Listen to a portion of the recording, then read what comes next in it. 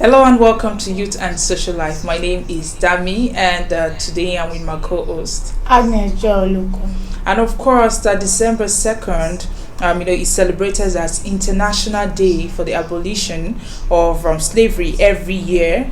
The day tends to end all forms of slavery all around the world, and of course, that's why it was adopted by United Nations, for them to be celebrating it yearly.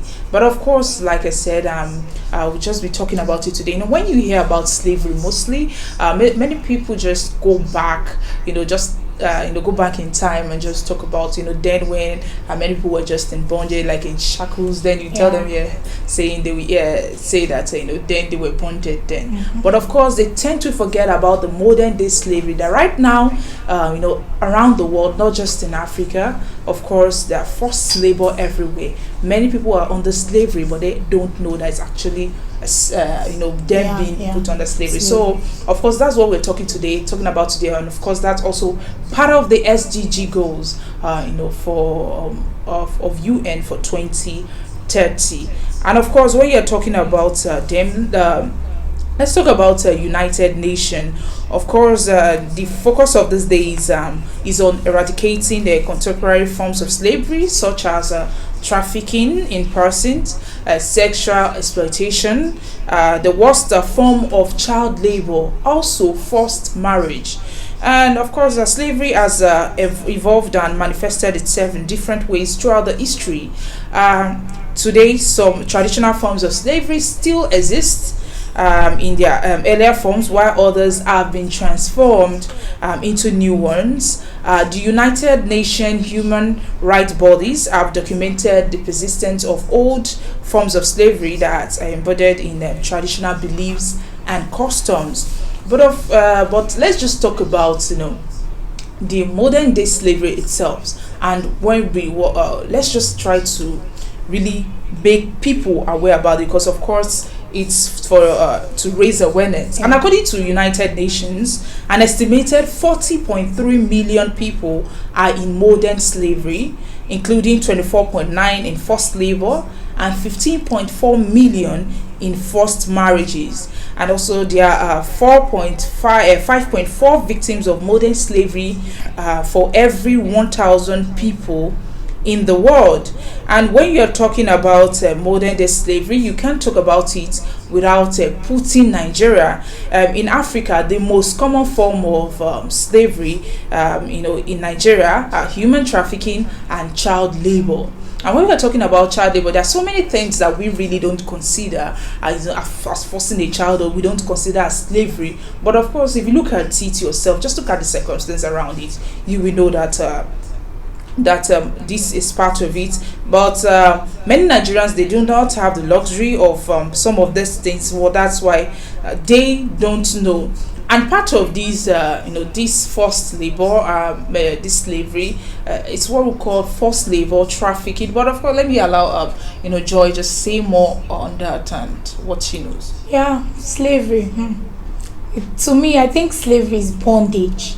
When you are bounded in a place, you are bounded by certain things that you don't have freedom to express yourself.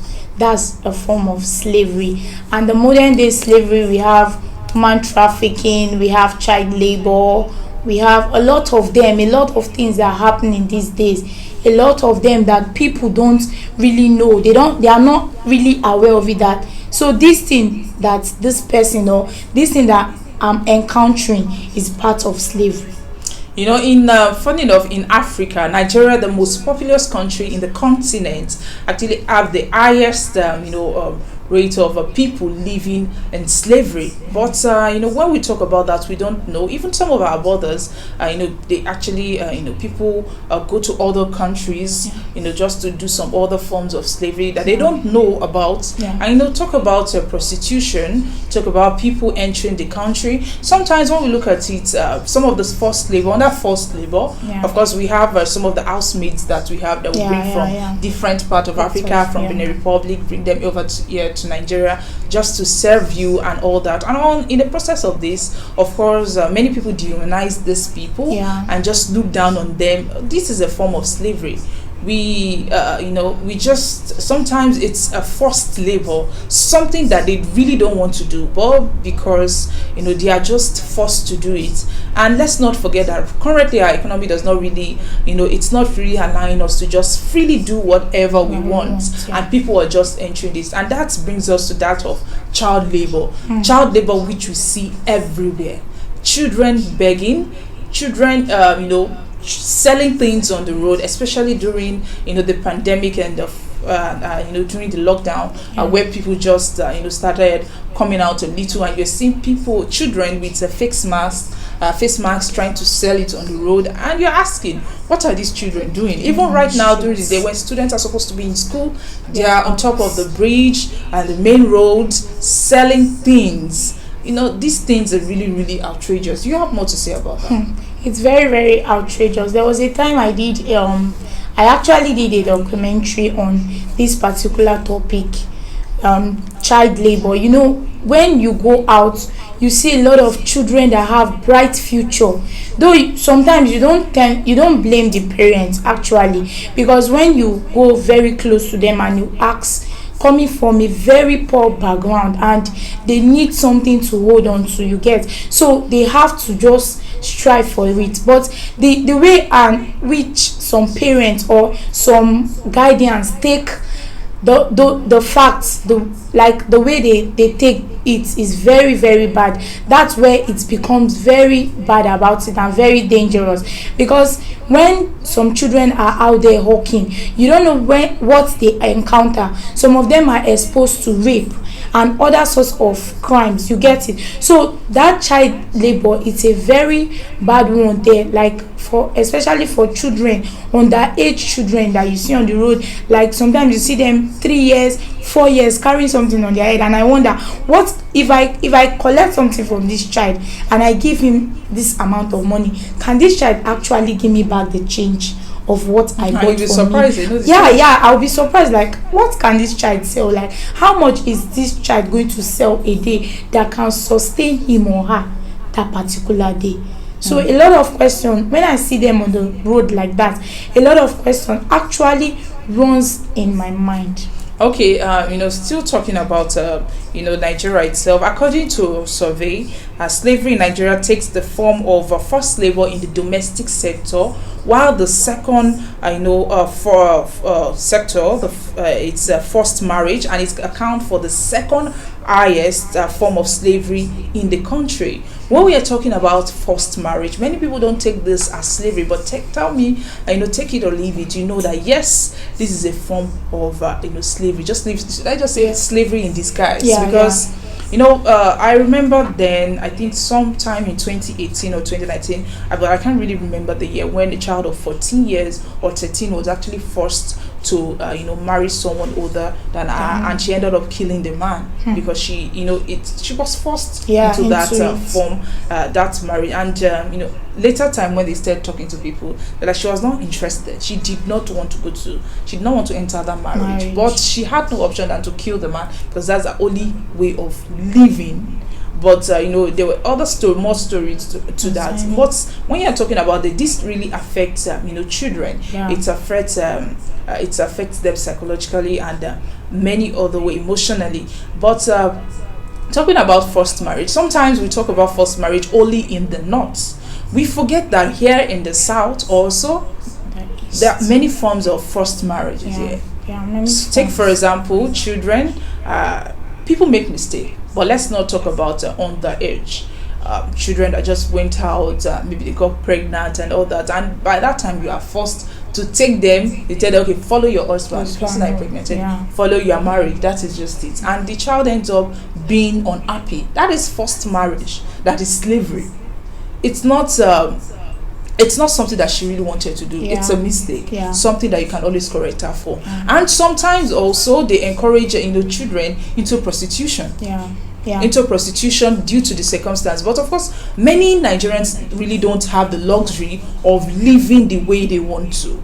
they live, they try to find other ways, to support themselves, not knowing, in the process they enslave their children, enslave people around them without them knowing, especially people who try to make life easier for themselves and try to make things around them free. You end up seeing them importing, getting someone from outside, that's trafficking. They bring someone from another country just to come and serve them, and these people actually face many things right here in Nigeria. And when you're talking about that, that's why Nigeria actually have the highest I have the highest reputation for for hosting the largest number of enslaved people in sub-Saharan Africa. So, and that's really a bad reputation. We are supposed to be discouraging this, but when you walk around Nigeria itself, many things are happening. Talk about the trafficking. I think then they was talking about some borders where people get trafficked outside, to just they deceive them. That there's a work somewhere of giving them a good life. They deceive a lot of young girls have been in such situation, even the guys too, whereby they will be deceived that, okay, I have so place that you can work, since you are not doing well in Nigeria, why don't you come and let me take you there. And when they get there, they to their imagination, they will see that this is not what you promised me. But the thing is that they can't go back again at that very moment. They can't go back, and you see a lot of them struggling. But those they left behind, you say, my brother or my sister is overseas, he or she is enjoying life, not knowing that he or she is having a very hard time there. And also this forced labor, talking about children, not only children are being forced to marriage. There are some adults that actually married themselves, like they made the choice to get married themselves, but after getting married to this particular good cool guy that you saw, and you see that after some months of being in that marriage, you end up being a slave. It happens to a lot of people. I've had somebody that I was talking to, I never knew she was in such a situation. I never knew she was in such a situation until I got very close to her, discovered that she's somebody that her husband doesn't allow to go out. She doesn't mingle with friends. She's just every time in the house. Such a marriage is, you are a slave already, because you don't have time to relate with people, you don't do anything, you are just on your own. That's slavery in disguise, because you will call it marriage, but to me that's slavery in disguise. So that means that they should walk out from that. Yeah, because when something bad is happening to you, like a topic we're treating the other day, when you have a problem, you don't have somebody to share it with. And some guys pin it on the point that, when I was marrying you, I paid a huge amount on your head, so from now on you don't do this, you don't do this. It means that you should also consider the bride price. Because that's what some guys use. Yes, the person later on. They use it to enslave a lot of ladies, and it's really affecting them, because they will say, okay, this is what your family wants, I will pay, but they won't tell you that this is what you will see after marriage. It will just be, they will conceive it in their hearts. Then they will say, okay, this is what the family of this bride wants. No problem, I'm going to do it. But after that day, I know she's mine. And once you are in their house, they will be maltreating the lady, like they will do all sorts of things. But to them, they don't know that that's a part of slavery, or that's slavery. They will just believe, yes, you are my wife, you belong to me, there is nothing anybody can do about it. Okay, that's Joy speaking, but let's go on a short break, and when we come back, we'll continue from where we stopped.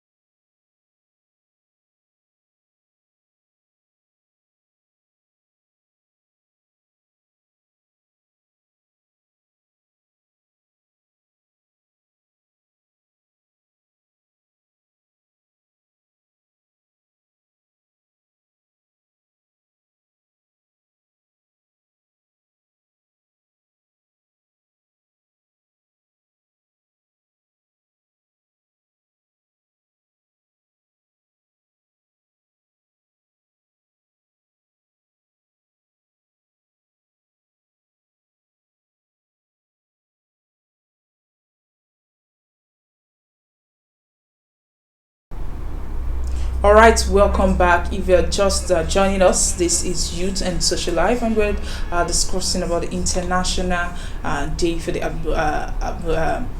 the abolition of slavery in the world, and not just in Nigeria. But of course, we're trying to focus it here in Nigeria and just trying to look around what is currently going on. And when you're talking about it, we actually see many forms of slavery around us, but we don't know. Like children, we talked about children hawking, them having no childhood, many children being let out without their permission, and many children being degraded and made to do things that, all sort of things that they don't want to do. So there are so many others. And of course, before we went on break, Joy talked a little about many people enslaved in their marriage without them knowing that these things are currently going on, not knowing what is actually happening to them.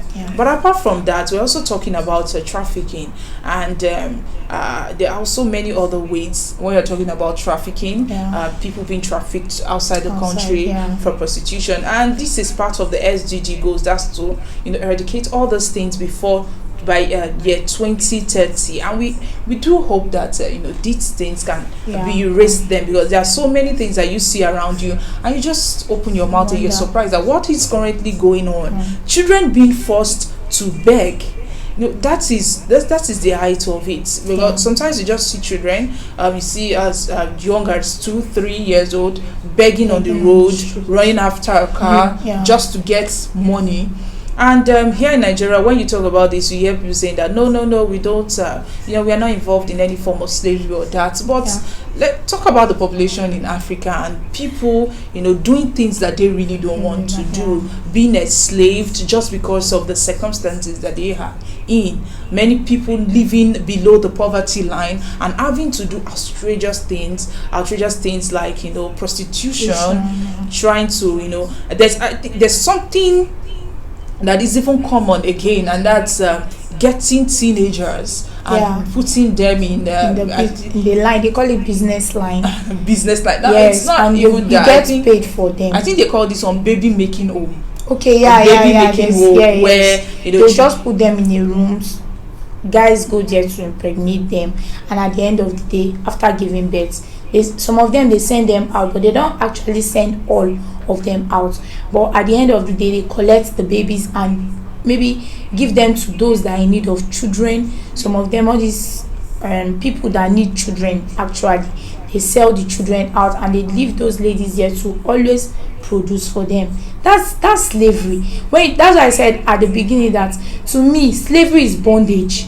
Once you are a slave, you are in bondage, because you cannot say this is what I want, and you always have to follow your master. You have to follow your master or your mistress. You have to follow the person you are under. And this brings me concerning this child labor. There was actually something that happened along my area one time. We saw a girl of about 6 or 7 years, and this girl was walking. The singlet she wore that day, maybe the madam or the oga she was serving was not home that particular day, and the singlet she wore, all her body was showing. You need to see the girl's back, see marks. And I was just wondering, this girl is somebody's child.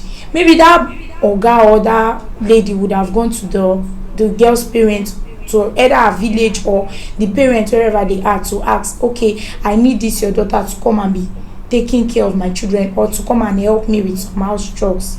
And at the end of the day, when the child is with you, what do you do to that child? Slavery. Sometimes uncles and aunties even turn children to slaves. To slaves, just because maybe their family members are no longer alive, or they are living, they are not really living comfortably, and they just get them to stay with them and turn them to their slaves, and like that. Sometimes some of them are shipped like commodities outside the country. Let's not forget that Nigeria is like a transit source for this, for some of the from one of the illegal works going on, illegal trafficking that's actually currently going on. Nigeria is a transit, to many of them, and here also Nigeria is also a destination where they come to and all that. And when you see some of them around you, you just begin to wonder that are these people human beings that are actually inflicting pain on the others, even those that are still enjoying, that they pamper or all that, forget it, they are not enjoying, because they're living in one form of bondage or the other.